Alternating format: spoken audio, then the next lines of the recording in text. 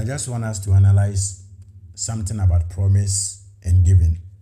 This is a very broad topic, but I'll summarize it so that you get me clearly. Promise and giving. My next format to be in a question form.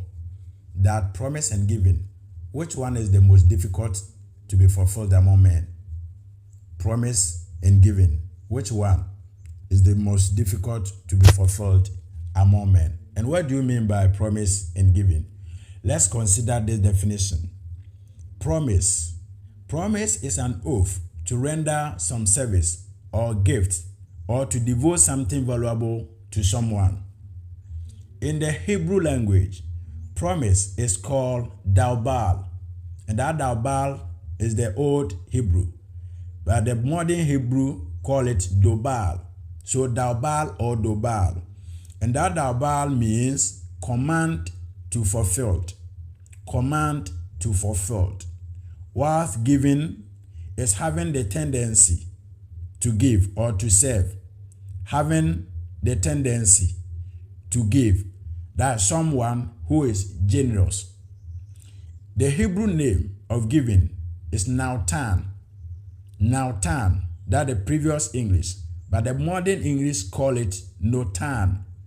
So nautan or notan means to give with commitment. To give with commitment. So daubal, promise, is command to fulfilled. And giving is also about commitment. Hallelujah.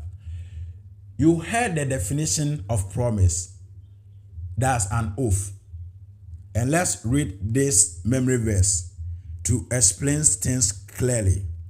so that if you are making a promise, you mind your speech and your words. If not,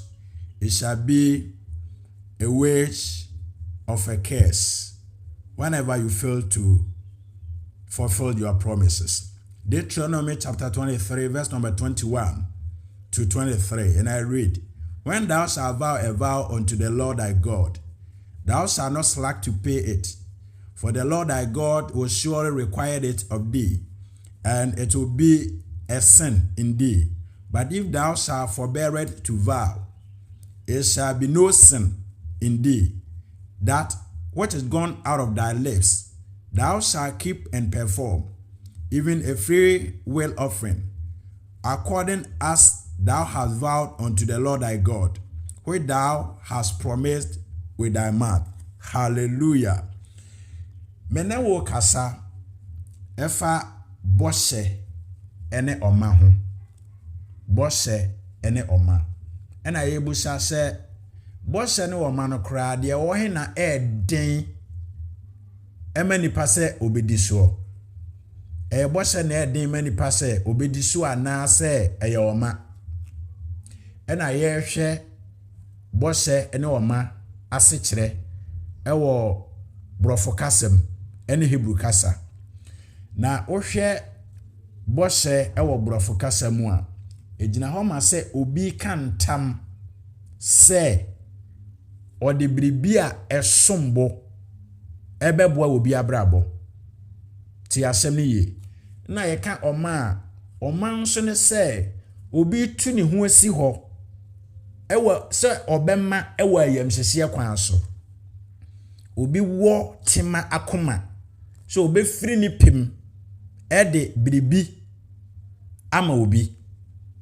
enti saa nipa no owa ayamhyehyɛ owo do owo tema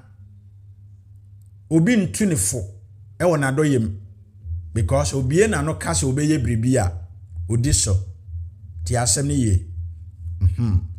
enti oma eye se obi firi ni pim ede bribi ache ena boshe nso ne se obi aka ntam se ode bribi esombo beboa obi abrabo.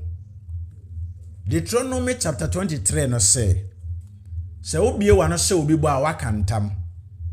enti asem bia efiri wanum aba no di so oto asoko 24-25 na oje efiri se awurade unyankopon ekiri nkwasiafo boshe na de etie ne se wan ni boshe ne so a edane bone ede ma wo nyankopon edan woka. Why? Because God himself is the promise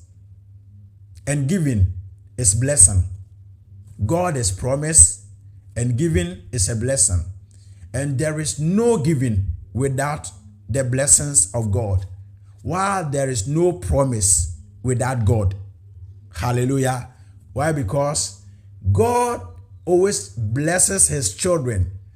through the grace of promise, as well as the blessings of giving is concerned. So what be one show be ba sunsumu onyankopon ebeyem tangyina fo edema saa asem a oka kire onua no enti sunsumu no enema miensa bi efiri dia wo hye ne bo no ho ebedi wo nsem. Number 1, the mindset of the person. Number 2 is the heart of the person, and the third one is the soul of the person. Ebi ama shobo metoka abrel ti asem ni ye so for metoka abrel automatically ameka asa asem no nipa na benya me mugidie nti na adwen ne kra ene na koma abedi me nsem enti se me di bose ne so a nyame bie nsira pono bi e de breme ti ubehunu se die ni kwan se me nsa kakra me nsa timika die ni kwan se ye ho e wo mabra bomu a because of say me di me bose so na me talk a e de koma asofo ni nti no e wo se me nsa ka that's bose mu nsira na mmom se ma ni me bose so a sa nsira pono na nyame ebuye ye no e dane no me e breme enu nti a wo se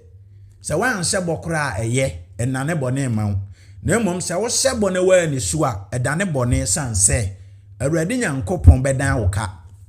odofo hwan na wasa ne bo a wa ni so hwan na wasa ne bo a wa ni so abusia di ubo so sanse nyame a ohyira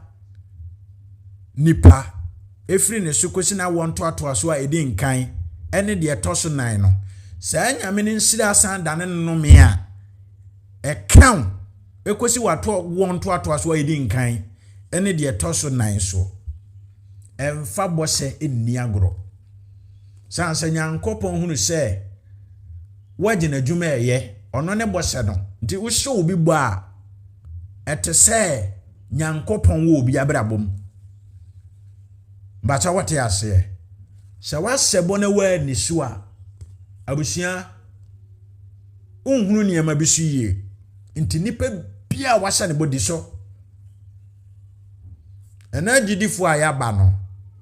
ya de nsem bi di agro bacha wate ase obi timi ko gina nyame fie ani bra aba ne so ne dia wo penti timi se bo akase bebre nse nyame gina ho na wo hwe no obi ne sofo kasa timi se bobi bata wote ase obi ne ne nua kasa utimi se ne bobi bata obehunu se enua akire no na de obi na no ka kire sofo ana ne nua no ana nyankopon woni fie no wa ni so nso na de na nani abra wo pe no nso ne nsaka abushia awurade mfa nchew na mami musa wo se okosuma bi so na akwosebo na won nsaka de wo se ho bo no na se wa mfa bo se ni mu aboade ankoma suma na obegyawo onya wo kwa obedan wo ka obesew saa na nyankopon tie na mom nyankopon ne seye no ehu chen bronsam ana suma de ndi abushia emfa nyame bo se eni agro eniema bi aye on and off wo abrabom uni asomdie yare kakra adwuma se ye kakra usika bi kura timi loke wa ware sam ye problem ni nyina aye bose bi a wasese eni ba bi a wonante kura emfeva nyame enna ma saade na dane no me abo wa abraboso toto niema yie bacha wote ase efiri na ekro mfa bose ni agro na nipa bia wasa ne bono diso sanse awurade unyankopon ending bose ni mu entemginafo is the mediator of the promise between you and your brother or the one you promised. But what you say? So what's our baby boy diso? What's our soft baby boy diso? wase unua bi bo di so nipa bia wo wa kwan ma wahye ne bo no kai wutinim na di so me kan hintasem bi nyame ode tenene ne papa esie nipa bad bone de ode boni pa nkaye ba choti asem ni ye enti se wa ye tenene ene papa de ama nipa bia nyame wakata so sanse obetua osoka na mo nyame mpese obi abewuni bonim enti se wo hyebo ana se wo ye bone ana wo di obi ka wo de kai wa bre ne abre bia sade ebe ya wo be ye tenene na saabo no wo bedi so na nanome ewo ne wasefo so sanse wo de bonye ne iwo enya awurade fe nipa bia ye nyame ba na mmom de oye bro nsamba ne de waprim na koma wo bonim na wate awurade asem anu atua odofo manyame nhunu sa memfa ne se masebo se metoka abrɛw na mmom matoka no e de aba mafrɛ wa ba me nkyɛn na se ka no manfa ma wo a me pa chaw madi no korɛ wo me bohyem ana se mabubo hyɛ no so me kogina ba bia metumi di akokasa se metoka ebre sofo nanso wanye metumi aka ebra wo ba me nkyɛn no manfa ma no enti sofo firi me nkyɛn kwa adwene be ne beba ne timo me ho obeka se wo kwaku ye nokwafo ana kwaku ye trofo na senso na awurade behu e wo bohye no ade a ese bohye number 1 anibre number 2 adwemone batoti ase se wo wo adwemone e wo obi hu a wo hye ne bo a wonni so se ye yaw ne anibre bi wo mu a wo hye bo a wo bebu so batoti ase bat obi a wo odo obi a wo tema na na dwemu ye ne fan no